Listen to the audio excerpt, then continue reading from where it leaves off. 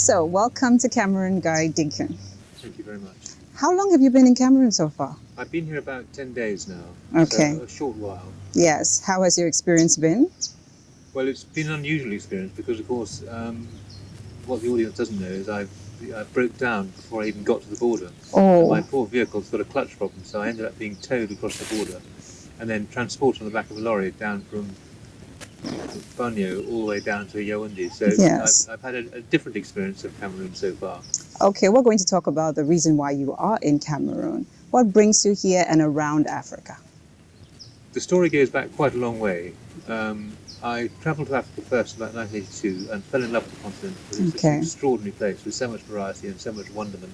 Yes. And in '87 I did a trip from the UK to Kenya, and I met an American couple who were doing the trip from Morocco all the way to South Africa.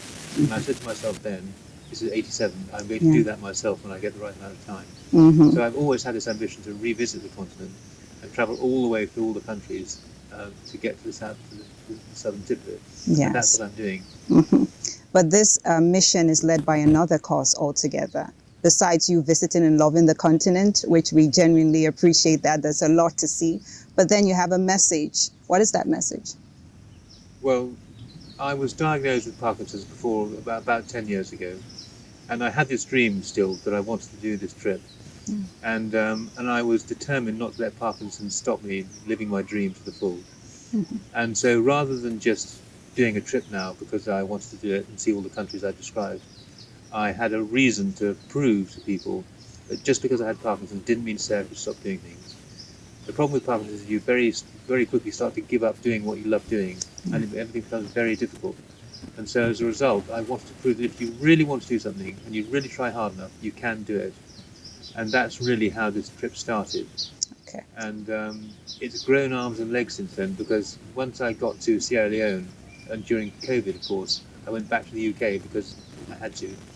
And I met a filmmaker who said, can I make a film? And I went, yes, of course you can. And at the same time, met somebody called Omotola Thomas, who runs Parkinson's Africa, who explained to me that Parkinson's is rife in Africa as well. There's plenty of it. We just don't know about it. And so suddenly, my trip became more than just me proving that Parkinson's can be beaten, which it can't, but I can try. It became me explaining to people what Parkinson's is and making sure that everybody I met along the way was aware of it and could understand it, because there are people in all the countries I've visited who've got Parkinson's who don't even know it. Exactly. And that's really what I want to do, is to raise awareness as much as I can. Okay, so Mr. Deacon, tell us, what do you tell the Africans you meet during this journey about Parkinson's? Because it's not something that's easily explainable. So what do you tell them? Well, the first thing I tell them is it's not their fault. Okay. Because people have all sorts of association, there's a stigma attached to it. People think it's something that they've done wrong. There's talk of black magic and witchcraft and all these things in various parts of Africa, not particularly in Cameroon, but various areas. They just think there must be a cause for this, because there is no cause. It's a very unpleasant condition because you shake and you normally can't do things, and you back away, and there's no cure, so you don't get any better, you just get worse. So for those conditions to be so, there must be a reason for it, and there's not, apart from the fact that we just haven't got enough dopamine being produced in our bodies. And it's a straightforward neurological condition.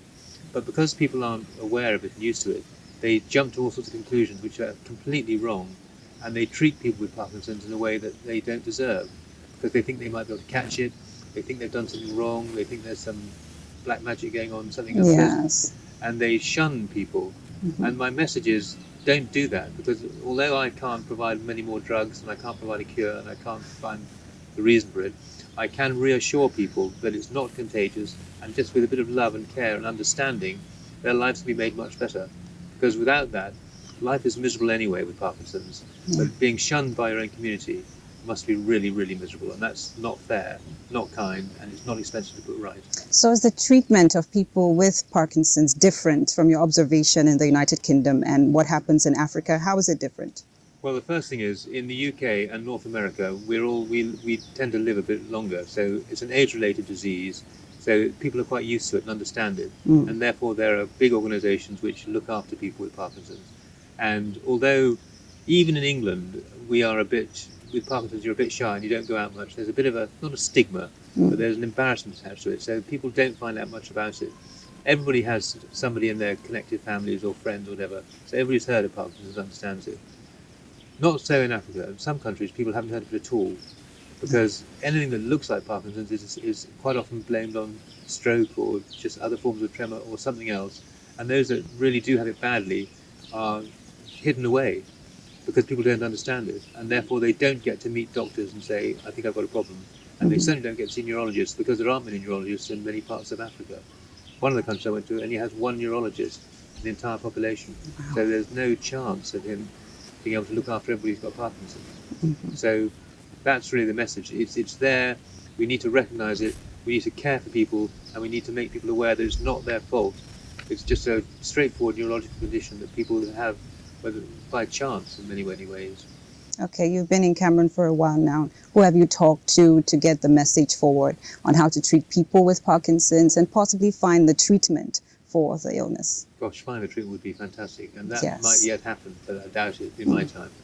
I've been lucky enough through the British High Commission to be put in touch with most media outlets, and so I've been spreading the same message in fairly sort of simple terms. It's not people's fault, as I've said. People just need to be cared for and looked after, and that's 3/4 of the battle. I've met the CMO, and I met the chief neurologist in the hospital here in Yaoundé, and met patients as well. And I've tried to reassure them they're not alone, because it's a very isolating, lonely business, this Parkinson's business. And if people know that there are other people who have it as well, and we're all in the same boat, and we do understand, and we suffer the same problems, then people feel a bit more comfortable, if that makes sense, because there's lots of things about it which are very personal and very demeaning, whether it be not being able to get dressed properly, whether it be not being able to eat or to dribble the whole time, which I do, whether it's stumbling and tripping, whether it's not being able to handle money, because I can't get notes out of my wallet. I have to get people to help me. Whether it's any number of things are really tricky, and that's only half of it. That's the physical stuff. Yeah. There's all the mental bits and pieces as well, because as you may or may not know, dopamine is associated with happiness and Yes. if you haven't got much dopamine, we don't talk about it very much, but there is depression, there is sadness, there's lack of, you basically don't enjoy life anymore. It saps your will, it really ruins everything you ever do, and you don't feel worthy of people's help and attention. And all those mental things are another extraordinary area which we don't really talk about, because it doesn't make good reading. No, but it's important for people to know that beyond what we see, there's something else happening in the patient's mind that has to be understood, and that we have to show a little bit of empathy Absolutely. towards. If I tell you that I'm not too bad, I don't shake and I don't have any problems in that respect, but I'm just very rigid. But there are times when the pressure gets and the stress gets to me, and I can end up in tears because I can't do things, and I find myself just backing away and wishing everything would stop, because I can't do things, and I genuinely would love the ground just to open up and swallow me up and just finish the whole thing. Yeah. Because life is that difficult. Let's talk a little bit about your life before, because sometimes the stress, the pain, the frustration and the depression comes from not being able to live life as we knew it before. So tell us how it was before. I know you were a British colonel. Yeah. Tell us more about that side of your life, and then we'll look at the gradual progression. When I'm feeling sort of philosophical, everything evens out, and Parkinson's is taking its price now, and I'm paying a bit of it's not making my life any simpler. So did I have a better life beforehand before I got it? And I think I probably did. I had a lovely time. I loved my school. I loved my job. I went all over the world with the army, had the most interesting time, and they were a fantastic employer, and they carried on paying me the normal wage even when I had Parkinson's for 10 years in the army. And they gave me the jobs I wanted, and I did them to my full ability, with people around me to help me, and every day was a real pleasure. So I loved my time in the army, and the fact that they were so good to me when I was diagnosed with Parkinson's is amazing, because some employers would have said, well, we can't employ you because you're disabled and we haven't got facilities, and I can't write, so I have to dictate everything, and I can't type very well, so I had a personal assistant who'd help do things for me. Okay. And the army did all that for me to carry on looking after me, and I was treated the same way as everybody else in the army, just I couldn't deploy abroad because of the tablets. So I was very lucky. At what age did you know you had Parkinson's? I was diagnosed at 49, which is young. Yeah. Normally it's about 70 that people start getting it. But there are people who are 25 who've got it. And the alarming thing is there are more and more young people getting diagnosed with Parkinson's than there were before. And nobody knows quite why, because we don't know what the cause is. Whether it's pesticides, whether it's something in the air, whether it's any number of things. People don't understand it. And that's a big worry, because it's bad enough living from 70 to 80 having Parkinson's. It's even worse living from 50 to 70. When you're or even younger. And being younger than that, it just takes away everything that's possible, and everything becomes difficult, and everything is a battle and a struggle. And life can be difficult enough anyway without having Parkinson's. So how did you know that you had Parkinson's? I didn't. You didn't? I didn't. Okay. I thought I was tired. Yes. I was actually in the Congo, on doing a mission there, disarming rebels on the Rwanda border, and I was very tired and thin, and went back to England. My wife said, there seems to be something wrong with you. I said, no, I'm just tired, I'll be fine. And my nephew is a brand new doctor. He looked at me and did a few simple tests and said, you need to see a doctor. And I went, no, I'll be fine, I'm just tired. Yes. He said, no, you really, really do need to see a doctor. So I went to see a doctor, and the doctor took about 2 minutes to decide there was a real problem. He actually thought I had a brain tumour or something. And so I was referred to a neurologist, and the neurologist took about 5 seconds to determine that I had Parkinson's. Okay. Because the symptoms are so obvious. What are they? Well, the first thing is, in my case, I noticed my right hand would just not move. And when I was walking along, it would just hang by my side. Yes. And my right leg would drag on the ground a bit. My walking had got a bit sort of stumbly. And my face, bizarrely enough, was frozen, and I couldn't smile. The articulation of my cheek. A side of your face? Just the side of my face. Okay. So I could feel a sort of slight tension in my cheeks. So everything on the right side was just not quite right. And I thought I had a trapped nerve or something like that, and it would be all right when I was less tired. Yeah. But I didn't think much about it. When you look at somebody with Parkinson's, when I look at somebody with Parkinson's, I can spot the symptoms. They lean forward, they shuffle in a certain way, their hands don't swing. When they want to look at something, they move their body rather than their head. When you talk to somebody, they don't turn around to talk to you because it's difficult for them to turn around. Okay. All these things are really, really obvious. Yes. And one of the biggest indicators and main ways people can tell what it is because you can't write anymore. Even if you start on the left-hand side of the page with letters an inch tall, by the time you get to halfway, let alone the end of the page, it's a tiny little scribble.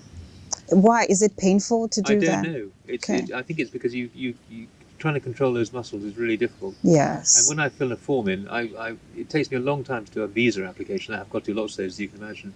I start off going D, E, A, and I have to stop because I know the next letter will be tiny. Yes. So I have to go and start again. C, O, N. It's ridiculous, and it's really boring. But I do admire the fact that you've not lost your sense of humor in spite of everything. How is that possible? What do you do to keep or stay positive in spite of all of this experience? This whole trip is an extraordinary adventure. I've met so many people who have been so interested in Parkinson's and so interested in what I'm doing that it's given me a real boost. I could just sit at home doing nothing and sit in a chair that I can't get in and out of very easily, watching television, and that would be a waste of my life. So this has given me a real sense of purpose, and talking to people about something I know a little bit about. I don't know much about the science of it, but I know what it's like, and I'm happy to talk to people about it, and I'm happy to expose what it feels like, has given me a real sort of sense of purpose. Because the thing is, for all of us, not just people with Parkinson's, you've got to have a reason to get out of bed. Exactly. You've got to have a sense of purpose. Yes. And for me, I've stopped doing the things I used to love doing because I can't. Well, what are some of the things? Things like fishing, I can't do any fishing because I stumble and trip in the water, and I can't tie the knots, and all these sort of things become too difficult. So gradually you stop doing things you enjoy doing. So you've got to find something that you can pay your attention to, because that's what keeps us going. Sure. And it's the same with Parkinson's. And when you're in a happy, cheerful mood, you kind of overcome all the problems. But when you're stressed or life is difficult, you go downhill very, very fast. Yeah. And you have to fight against that, and every day is a new day, and you've got to win that day. I agree. It's not really only with persons with Parkinson's, but it's just generally in life. Everybody. Yeah. See, a car just parked behind us. Yeah, and it reminds me that you've been traveling not by air, not by train, but using your car to go around Africa. Please describe that car for us. We know we're going to put a video for people to see, but how did you choose the car? What's in the car to get you through this continent that easily? Right. Well, last time I saw it, before it went into the garage, Yes. it's a Volkswagen camper van. Mm-hmm. And the reason I want one of those, I've got one of those, is because they are quite good, only quite good at doing what is required. Yes. And when I met that American couple I talked about earlier on, they were travelling in one of these camper vans, and I thought, that's fantastic. They can make a cup of tea, they can put their bedroom up, they can just do everything in no time at all. Whereas I've got to get my camp out and do everything and blah, blah, blah. So that's why I wanted it. And they're designed for that. Inside, I've got a cooker, I've got a fridge, I've got 2 bedrooms effectively because the roof goes up. Okay. And that becomes a double room. So 2 beds up there.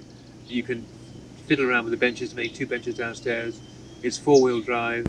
It's got a winch. It's got all the things you need to get through the problems, and it's really very well kitted out. Okay. The problem is, it's not quite man enough for the roads up near Banyo because that really Exactly. Yes. But very few cars are, to be honest. Very few cars are. Okay. Now, I want to know what happens when you get into a country. For example, what was the first country you visited during this tour? Well, Morocco, first of all. Okay. And I then went round the Atlantic coast.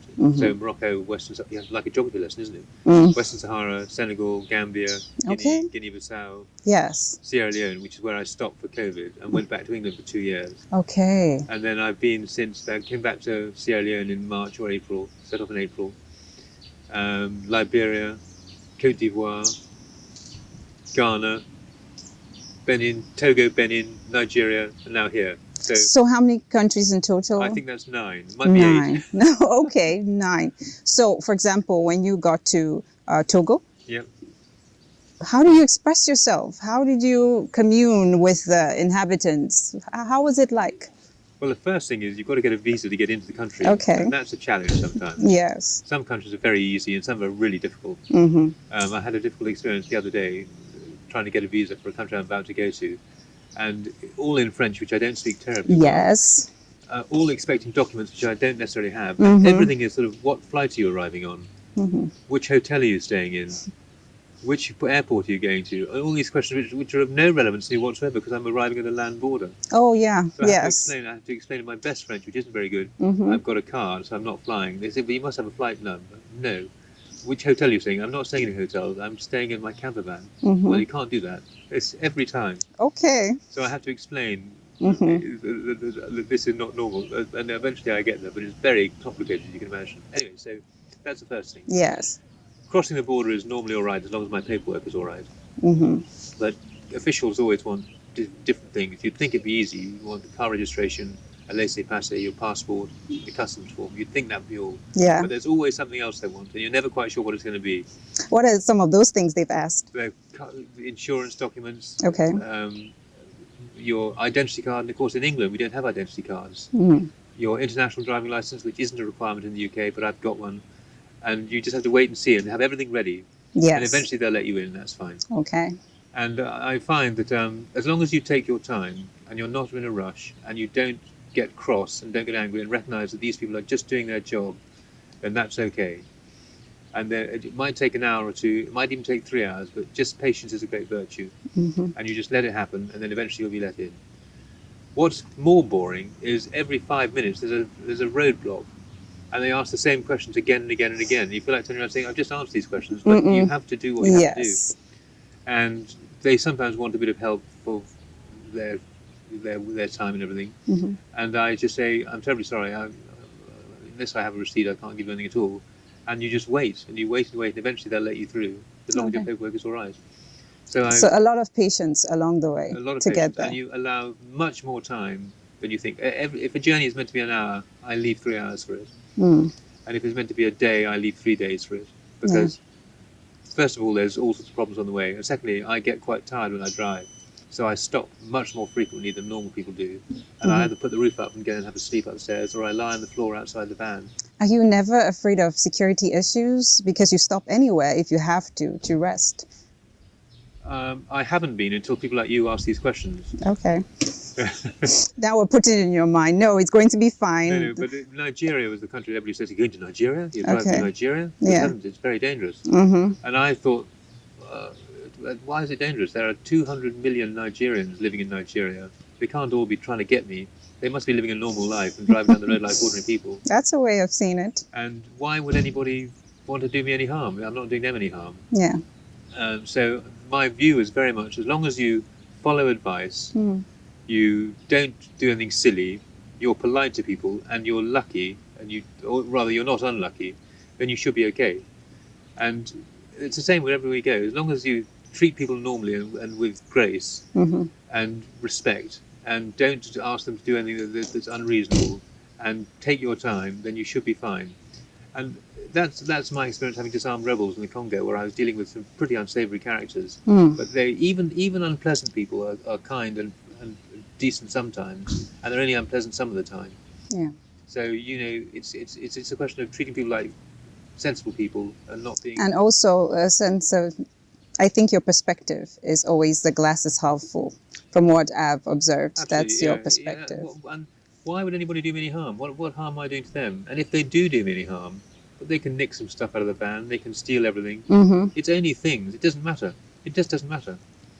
Okay, you've talked about compassion a whole lot. I know there are people watching right now living with patients going through this experience you're going through, Parkinson's disease. How would you tell them, or what advice would you give on ways to treat family members living with Parkinson's? One of the most important messages that I give is that the people who are most important in this battle are not the people with Parkinson's themselves and having confidence that they'll be treated properly. It's not governments. I've spoken to chief medical officers saying, what can you do about more drugs? The answer is not very much, because there's Ebola, there's malaria, there's every other problem, and they don't know how many people have got Parkinson's.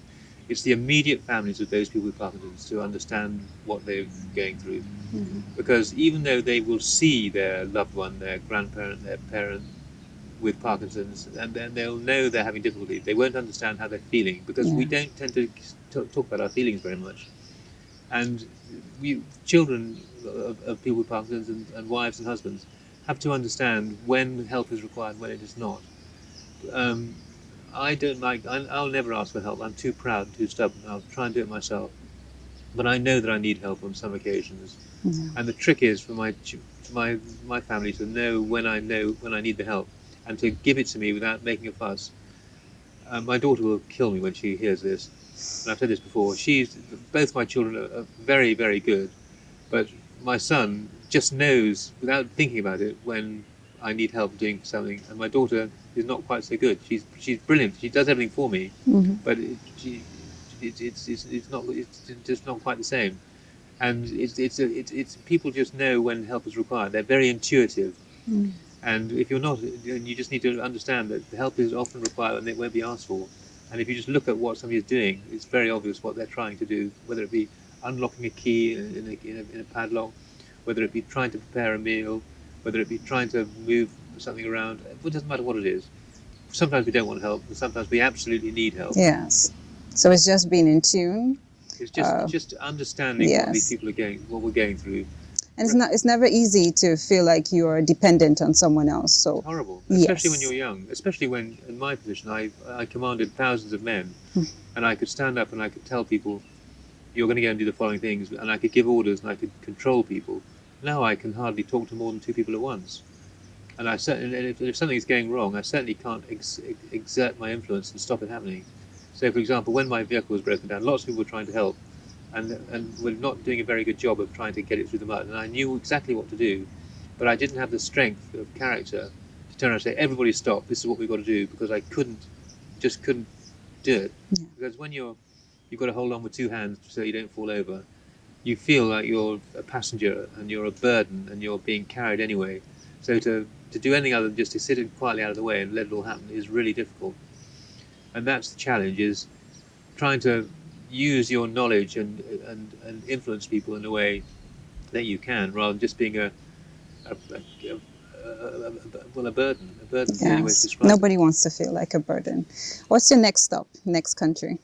Next is Gabon. Gabon. Which I've never been to. Yeah. And people in the UK know very little about Gabon because it's French speaking. It's in a part of Africa that the British don't know terribly well. We tend to know East Africa and Southern Africa well. West Africa not quite so well.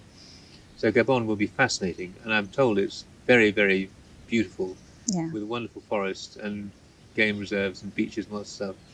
So I'm looking forward to that. And I'm meeting a chap called Rob Hayward out there. And Rob is the chap who's making a film about this whole project.